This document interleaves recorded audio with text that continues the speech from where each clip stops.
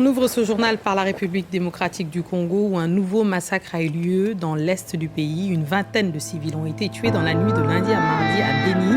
L'attaque a été attribuée aux rebelles d'ADF, un groupe armé affilié à l'État islamique actif en RDC et en Ouganda.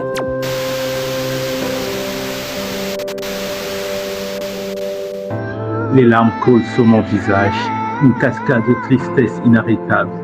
Mon cœur est lourd, alourdi par le fardeau insurmontable de la perte.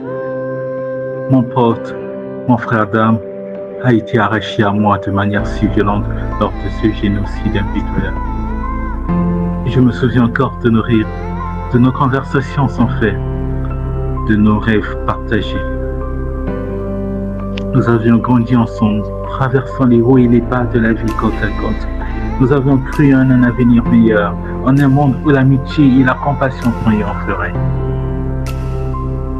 Mais les ténèbres de la haine et de la destruction ont englouti notre réalité.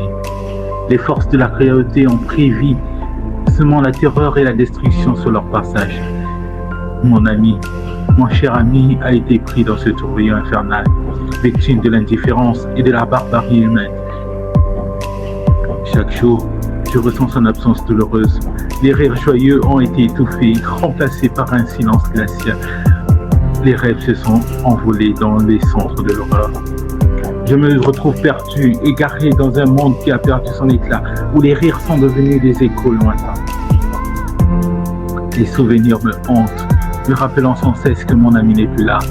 Chaque image, chaque instant partagé est comme un poignard dans mon cœur meurtri. Je pleure pour lui, pour tout ce qu'il était et tout ce qu'il aurait pu devenir. Je pleure aussi pour l'injustice flagrante qui a été commise. Comment tant de vies ont-elles pu être sacrifiées sur l'autel de la haine? Comment peut-on détruire l'innocence avec une telle cruauté?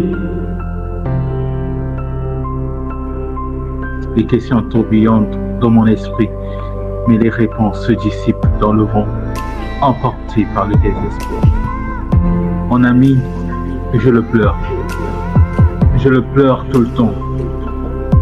Je pleure pour ceux qui ont été injustement levés à leur bouche.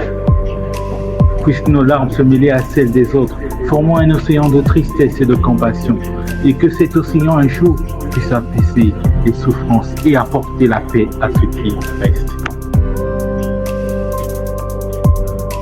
Mais pour l'instant, je pleurerai. Je pleurerai pour mon ami, pour les souvenirs perdus et les promesses brisées. Et je pleurerai pour un monde qui a perdu son humanité, en espérant que la lumière de l'amour et de la fraternité puisse un jour disperser les ténèbres qui nous entourent. Pour montrer leur colère, ils réclament plus de sécurité pour leur territoire. À Béni, les attaques de groupes armés sont fréquentes et meurtrières. La RDC et l'Ouganda ont lancé il y a 2 ans une opération militaire conjointe pour tenter de mettre fin aux attaques des ADF. Alors si plusieurs bastions terroristes ont été neutralisés, cette offensive militaire n'a en revanche pas permis de faire baisser le niveau de violence contre les civils, selon l'ONU.